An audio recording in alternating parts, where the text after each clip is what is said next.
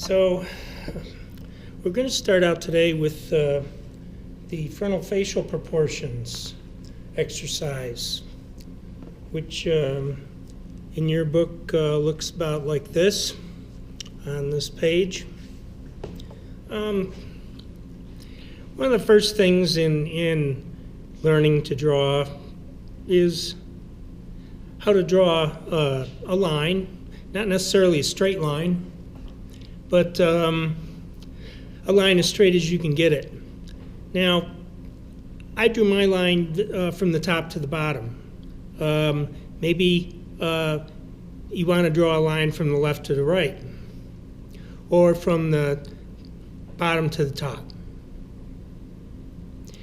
The idea here is there's really no right way to do this. But what we're trying to do, first of all, is to draw 4 equal length lines and make a square. The first line you draw is going to determine how big the square is. It doesn't matter where you start the line out at. Now, to be able to measure to get the lines exactly even is another matter. So I'm going to try it differently. So let's say I want to draw and start my line over here, and I'll draw it from the bottom to the top. Now I drew this one smaller than on the other page. So if I want to draw a square, I have to draw 4 lines that are of equal length. One way you could do that is to hold your pencil right there like that, grab a hold of it right at the length of the line and turn it, and make a little mark there. That will give you exactly the same length line if you wanted to go that way. You could do the same thing going this way, drawing another one. The better you get at it, the more practice you do, the easier it'll get to approximate a straight line. Drawing a square isn't that easy, but it's not that difficult either. But it is the beginnings, as we learned in the other lesson with the how to draw equal length lines. This is just taking equal length lines and trying to make something. So if you want to draw the picture of a face, as we saw in your first exercise in the book there, first thing you want to do is we want to try and get it about the same size. So I'm going to put this back in the frame here. So let's say that you're copying this. So I want to get it approximately the same size. I could actually take my pencil and go over there and measure and grab the end of the pencil like that and bring it over here and get about that same length. And then I could go this way and I would mark right there, and I would know that that's the other line that would be at the same length as this line. And then I'll just complete that and draw 2 more to get a square. Now, a square, the term of a square is that it has 4 equal sides with a 90-degree corner, or a corner that's perpendicular to each other.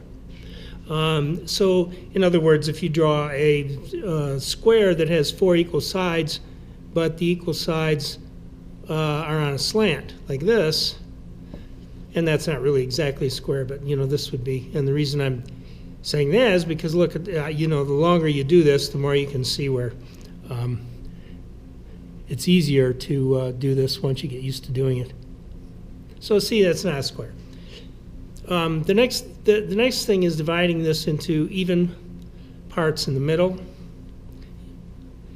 and drawing a circle. Now you notice how I'm drawing the circle. It's not a totally even, and it's not easy to do. There's a reason for drawing it inside a square, because it's easier to draw a circle inside a square than drawing a circle freehand outside of a square like this. You see how it gets a little oddly shaped? So the first thing that you need to learn is that if you can make a square, it's easier to make a circle, because now what you're doing is you're looking at these shapes in here that I'm shading right now. These are called, if you were looking at, you wanted to draw a circle, the shapes around the circle are called negative shapes. Now, if you draw them kind of somewhat accurately, you'll end up getting a visual of the negative shape, and it becomes a kind of a triangle with a round bottom on it.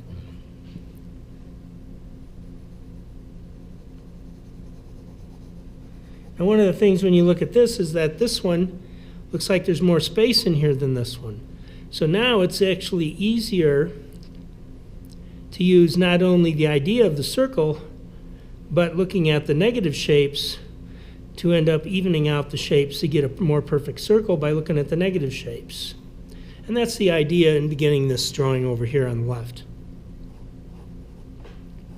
is to learn about negative shapes and how to draw a circle. That's why these are labeled N over here, which should be an N like this. And there's 4 of them. And I'm just shading them in so you can see them better. And you can do that too when you redraw it.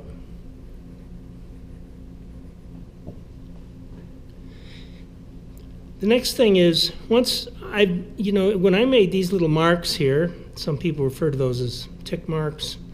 Actually what I'm doing is marking the middle of the distance between these 2 points here.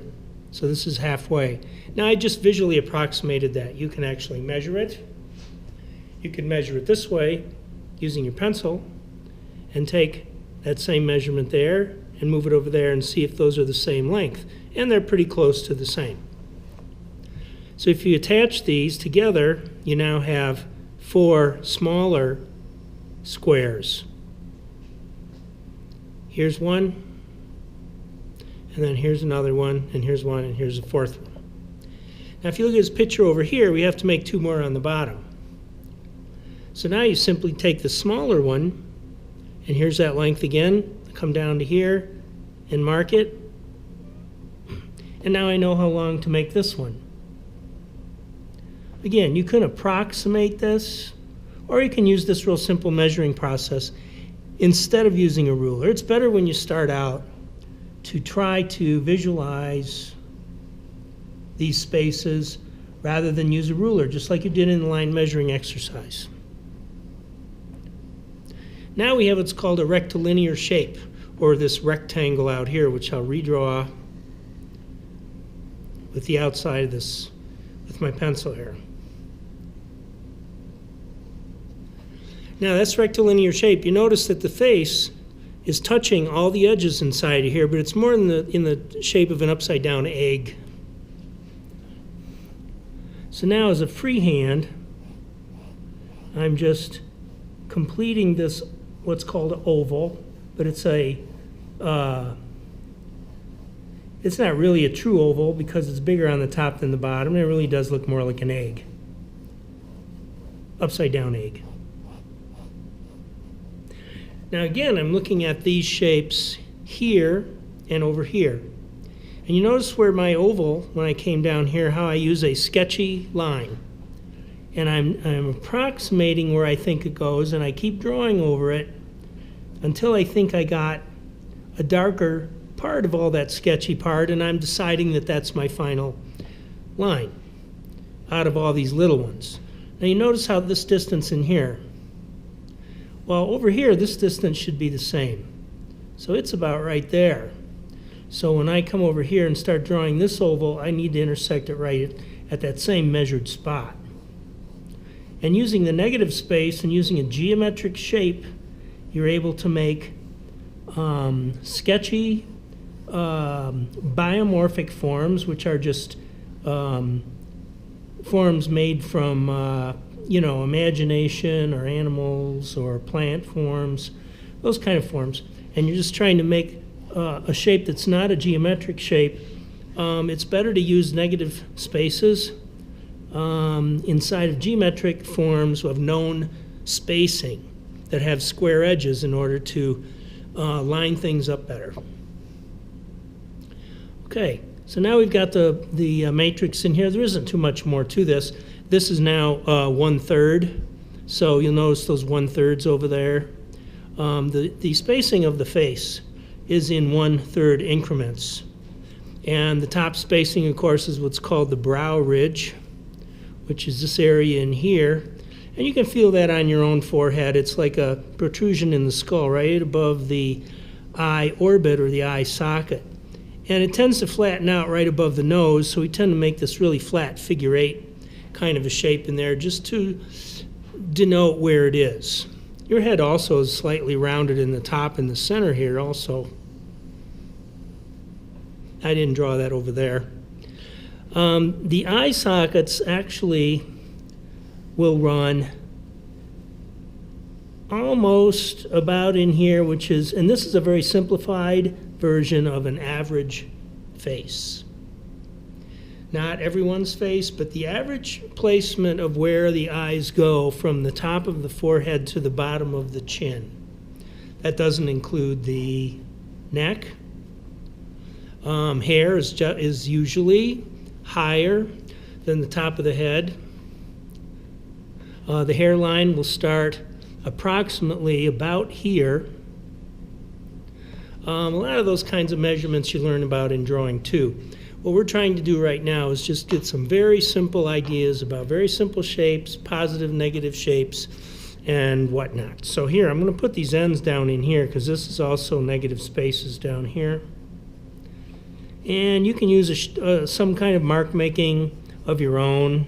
And you notice I'm doing the same thing I did over there. It's a little different than what I did on the top. It's not as dark or as tightly spaced. So this line is actually going through the center of the eye sockets. The eyes on the real skull are more of a shape of a kind of a sideways D, as in the alphabet letter D, and they tend to slant in just slightly. Although I was using circles over there in that example, you can also use circles. There's a couple skull protrusions and other things right in this area on each side of the head, but we aren't too worried about those right now. The eye sockets actually float inside of those as a circle, and they're going to go right, the eyeballs are right along the center line that we drew in here, which is about 1/3 down from this middle square. The nose actually sets right on this line, and generally it can be drawn as a circle, and then you have the nostrils, which are 2 smaller circles on each side. You have a part of your skull right here, which is the ridge of your nose, and generally that part, which does catch a little light, is generally drawn with a smaller circle also, or an oval. You can then connect these with some smaller curved lines just to give it a little more of a feature, if you'd like. Halfway between, in the middle of this bottom square, is usually where you'll find the center of the mouth. Now this is an average, and so it's a good place to start.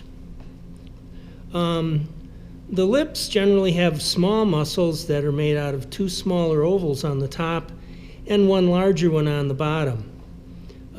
They would be connected like this with a small curve there, and then the lips generally travel down this way, and there'll be a small opening in the middle about like that. You can connect all of these like that, but the basic structure of the lips ends up being 3 small ovals. The width of the mouth also can vary, but generally it ends about in the center of the pupil of the eye. The pupil, of course, is the part that lets the light in, which is generally seen as black. The iris, if you think about it as a flower, the flower iris is of color and is the colored part of your eye that is around the pupil.